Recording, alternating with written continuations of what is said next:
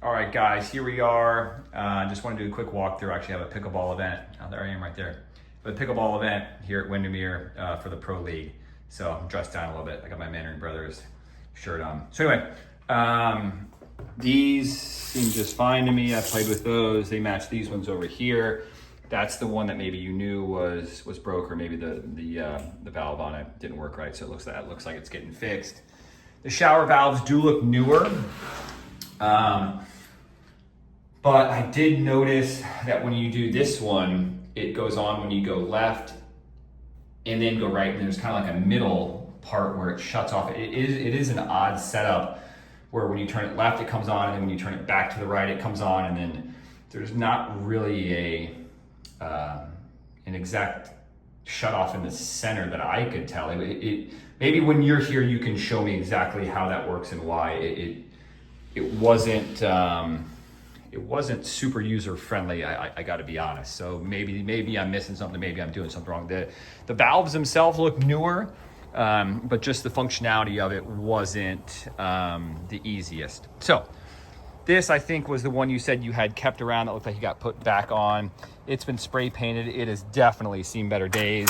And you did mention that when you turn it or when you put it on, it's not going to shut. That's got to be the functionality of that exact tension bar. It looks older. I think those tension bars are maybe 25, 30, 40 bucks at most at Lowe's or Home Depot. Even with that thing on, it's not allowing it to come back. I mean, you gotta almost pull the door shut. So, I mean, I would recommend putting a new one on. Like I said, they're like 40 bucks. If you're not willing to do it, I'll talk to Eric about it, but that should be done. There's the ponytail palm that's sitting on the screens. We need to get any of the branches off of the screen, even if it's to the detriment of the tree. That's what they're asking for per the contract. So let's do it. And if you run down all these set of palms, I think these are the pygmy palms. You can see that sitting up against the screen.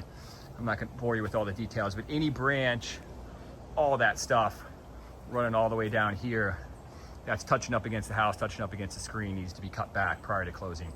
Easy breezy. I mean, that won't take long to do. I just want to reiterate kind of what we agreed to. Porch needs some cleanup, but I'm sure that'll get done when you get back. Oh, let me show you over here. So you can tell this tension bar over here is newer. And this one works pretty good. You can see, that one's got a little bit newer look to it. It's not spray painted. That one closes pretty easily. That's brand new. It looks like they put a new one on there, new gauge. Well, that tension bar doesn't even, it closes, but there's no tension on it though. It's weird. There's a little tension on it. Okay, so that one closes. Just so there is a big difference between that one over there. That looks like it's seen better days, that's for sure.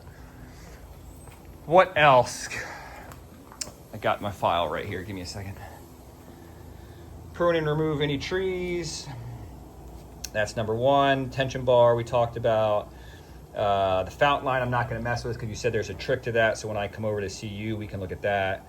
The fog gauge is done. Licensed HVAC person. Just get me a invoice for whoever does that, just to show that it's been done and when they were there.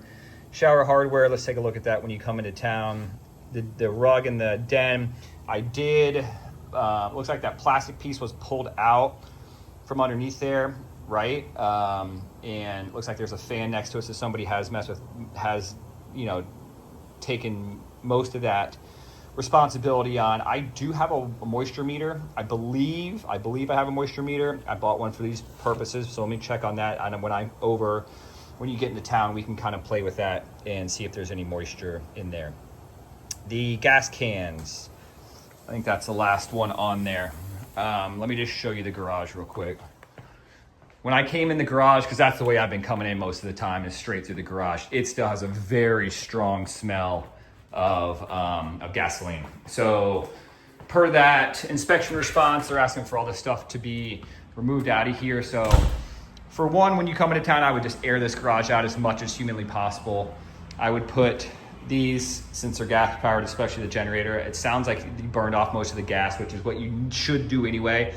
For the life of the generator, you're supposed to burn all the gas out of there. So I'm going to assume for right now, that the gas is out. I would keep it on the side of the house, just put it outside there, you know, just get it out of the garage. And same thing with the gas cans. They're asking for the gas cans to be kept outside of the house. I know that's silly, but let's just do per the, you know, addendum what we've agreed to and what they're asking. It's a pretty simple thing. We're going to take the 4 gas cans, generator, pressure washer, and we'll just, again, just put it outside there. And as long as that's allowed per HOA rules, or I don't think anybody's going to say anything.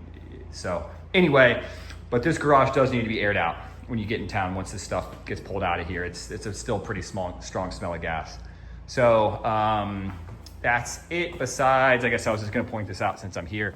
That back part of the grass looks really good and green still, but there definitely are some spots in the front. And I know you don't have full control over that because the HOA does it. That guy's got some brown spots over there, but if I figured, I know you're particular about your yard and about everything with the house, I at least wanted to point it out to say that's what I noticed. That is it. Hope all is well, guys. I'll talk to you soon.